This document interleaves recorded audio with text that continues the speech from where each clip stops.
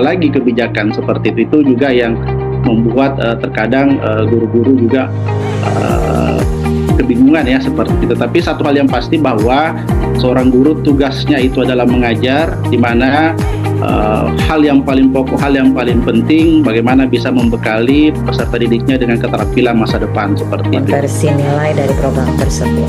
Baik, silakan Pak Dr. Erwinto dijawab. Oke, baik, terima kasih banyak. Tadi yang pertama dari Pak Fahri ya, seperti itu, terkait mengenai apakah ada program yang sama, yang hampir sama dengan pertukaran pelajar di MBKM.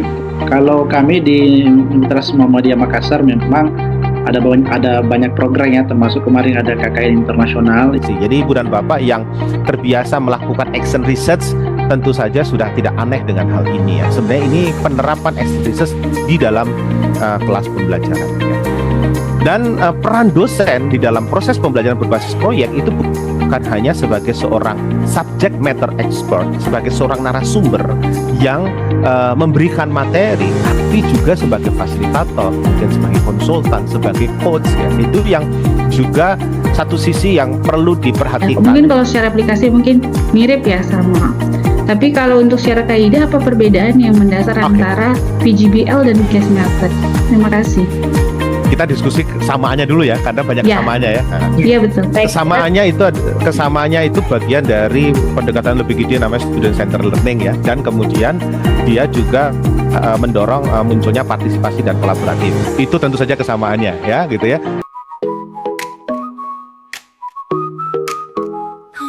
Apa yang terjadi di masa depan tidak bisa kita prediksi. Maka untuk bisa menjadi orang yang terbebas dari perasaan stres, maka kita harus mindfulness. Kita harus fokus kepada apa yang kita lakukan sekarang dan saat ini, termasuk adik-adik sekarang. Kalau adik-adik tidak mindfulness, mungkin adik-adik akan kepikiran sama hasil ujiannya. Mohon Bu Gumi gimana solusinya gitu untuk mungkin nanti mahasiswa-mahasiswa ini mungkin ada yang keluar negeri gitu ya, yang akan menghadapi culture shock seperti ini. Terima kasih Bu Gumi. Ibu Devi, terima kasih Ibu Devi, pertanyaannya bagus sekali dan ini sepertinya memang berdasarkan pengalaman pribadi gitu ya. Mungkin pertanyaan yang pertama tadi terkait dengan dari mana saja sih sumber stresor itu?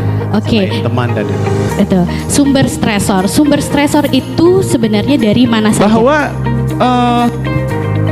benturan atau konflik, walaupun itu bukan konflik terbuka, walaupun itu bukanlah sebuah konflik yang berupa pertengkaran, tapi konflik yang kayak misunderstanding ya, salah paham. Bagaimana mahasiswa ini ketika pindah di asrama, selama ini kan bebas terbang kemana-mana, kan korban perasaan juga. Nah akhirnya seperti ini yang ada di asrama, baik laki-laki maupun perempuan. Mungkin begitu. Terima kasih Pak. Everything will fine. You don't have to run. And all the hands keep yourself. Just wait until it's done.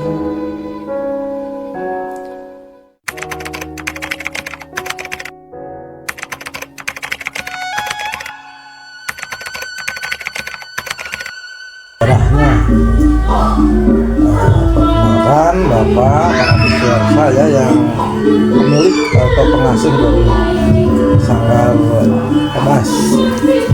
Sanggar Edas didirikan resminya itu tahun 2008 ya, tanggal 28 Oktober lah, bertepatan dengan Hari Sumpah Pemuda. Itu Bapak mendapat momentumnya ketika ada pemuda pelopor ya. Pemuda pelopor itu yang diselenggarakan oleh Kementerian Olahraga dan Pemuda dan Olahraga tahun 2008. Waktu itu Bapak terpilih jadi pemuda pelopor juara pertama tingkat nasional. Setelah itu Bapak baru mengembangkan Sanggar Edas ini.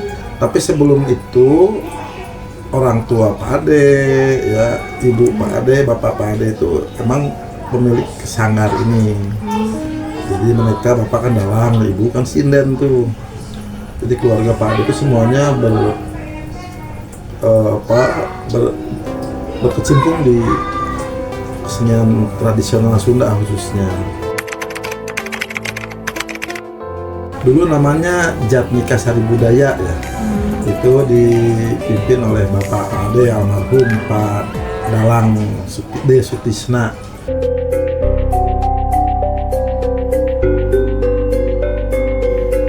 Nah, wayang golek adalah pertunjukan boneka tradisional Sunda yang berasal dari Jawa Barat, Indonesia. Sejarah wayang golek bermula pada abad ke-17 pada masa pemerintahan Kesultanan Banten. Menurut legenda,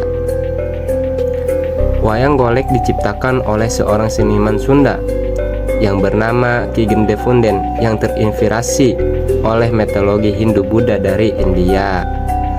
Ki Gede Funden dikatakan terpesona oleh tradisi wayang kulit Jawa, tetapi ia ingin menciptakan jenis wayang baru yang dapat dimainkan tanpa memerlukan lampu latar. Nah, wayang golek berasal dari bahasa Sunda. Wayang yang berarti boneka, golek yang berarti bergerak. Kisah wayang golek didasarkan pada kisah-kisah epik Hindu-Buddha seperti Ramayana dan Mahabharata, serta legenda dan mitos lokal Sunda. Salah satu membedakan sama yang lain yaitu bahan bakunya kita dari Padang, terus kita pakai bahan-bahan yang benar-benar premium. Tantangannya yang pertama ya bahan baku itu. Kadang-kadang misalnya bahan baku yang kita datangkan dari Padang habis tuh, atau ada terkendala kayak waktu dulu COVID, kalau buka tuh awal-awal COVID tuh, jadi susah buat mendatangkan bahan baku. Terus yang kedua, kalau musim kemarau itu pakis susah banget, sementara di kita yang best seller itu ya gulai pakis.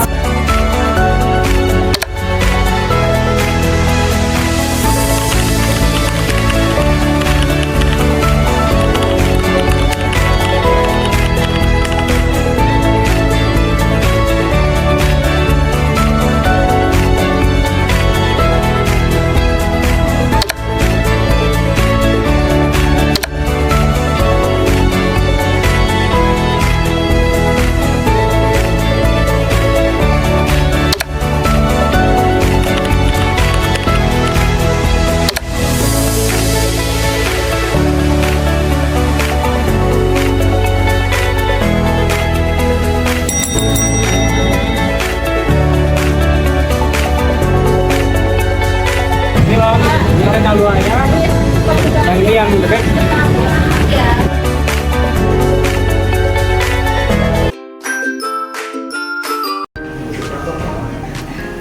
Ya, jadi latar belakang, jadi di sini Indonesia ini dikenal sebagai negara yang memiliki keragaman budaya yang sangat banyak.